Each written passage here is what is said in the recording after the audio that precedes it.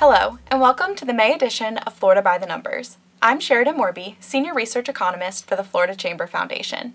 There are lots of updates in the national and state economy this month, so let's waste no time and dive right into the latest data.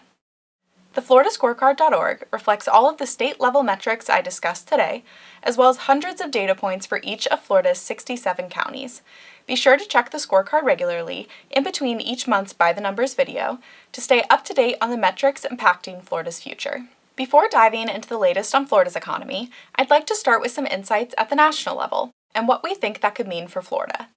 In quarter one of 2025, the U.S. real GDP, real meaning it's adjusted for inflation, dropped by 0.3%. This is the first drop the economy has seen since 2022. One common definition of a recession is when real GDP drops for 2 consecutive quarters, so this drop is something to keep an eye on. The national GDP for quarter 2 will be released at the end of July. We'll be sharing a Florida Chamber economic news update once it's available, so stay tuned. A few things contribute to GDP: consumer spending, investment, government spending, and trade balance. Exports increase GDP while imports decrease it. The drop in GDP this quarter is likely skewed by the high import levels, which were in response to proposed tariffs. People were stocking up in the face of uncertainty. The next quarter's GDP figure will more fully capture the impact of tariffs, many of which went into effect in April, and many that are still postponed. As for Florida's economy in quarter one of 2025, we're still waiting for that data, but there are a few economic indicators that could be a sign that Florida's economy will not see as large of a dip, or maybe not see a dip at all. Let's examine them. One of the indicators that helps us predict Florida's quarter one GDP is consumer sentiment. Consumer sentiment measures consumers' outlook on the economy. It is not itself an economic outcome, but is a measure of how consumers feel about economic conditions.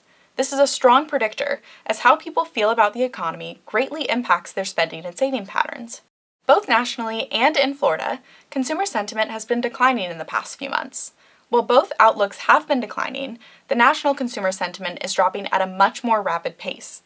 The current gap between Florida's consumer sentiment and the national consumer sentiment is the largest it has been since the beginning of the state index in 1981. Compared to a year ago, Floridians do have a more positive outlook. The current consumer sentiment in Florida is 5% higher than it was a year ago. This is compared to the U.S. consumer sentiment, which is over 30% lower than a year ago. As we consider why Florida may be more insulated from a potential downturn, consumer sentiment tends to correlate with household spending behavior, which accounts for nearly 70% of total economic activity. So when sentiment is stronger, consumers are more likely to spend rather than save, driving demand for goods and services, supporting business revenue, and sustaining job growth. If you'd like to know more about what Floridians' outlook means for the future of Florida's economy, you can read our recently released Consumer Sentiment News Update by scanning the QR code on the screen. Inflation is another economic indicator dominating headlines, and this month it saw a drop. The inflation rate at the national level is now 2.3%, meaning prices are 2.3% higher now than they were a year ago. In the southern region, inflation is slightly lower at 2%. This slow cooling in inflation, while promising for consumers when it comes to the cost of items, does not mean that the Federal Reserve is looking to change interest rates anytime soon. With uncertainty on the horizon, decision makers at the Federal Reserve have taken a wait-and-see stance. Florida's labor market is another strength, seeing annual job growth that outpaced the nation in April. Florida added over 144,000 non-farm jobs over the last month, which was growth of 1.5% compared to the national growth rate of 1.2%. And over the year, Florida created 1 in every 14 U.S. jobs. Unemployment rose in Florida in the month of April, with 410,000 Floridians now looking for work. However, there are now 100 Floridians looking for work for every 100 open jobs. Although this figure shows balance, it doesn't mean that job seekers have the specific skills required for the available positions. As a result, many employers continue to feel the effects of a workforce shortage. The talent gap has narrowed somewhat over the past year, and the labor market may be slowly shifting in favor of employers over job seekers. But that being said, reality on the ground often tells a different story. That's why we stay closely connected to Florida's employers through efforts like our newest math report. A sequel to our Math Matters report, our newest report, Aligning Math Education to Workforce Needs, Insights from Florida's Employers, looks at the impact of Florida's gaps in K-12 math proficiency on talent outcomes. Developed through discussions and surveying of employers, the report provides recommendations for supplementing curriculum with practical, real-world applications, early exposure to math-intensive careers, and enhanced industry education partnerships to address resource disparities and improve workforce alignment. We will be diving deeper into this research and other topics that impact the trajectory of Florida's current and future talent at our annual Florida Learners to Earners Workforce Solutions Summit on June 24th in Tampa, which will be keynoted by Ray Rodriguez, Chancellor of the State University System of Florida. This is a great opportunity for HR leaders to join the discussions that are helping shape Florida's workforce.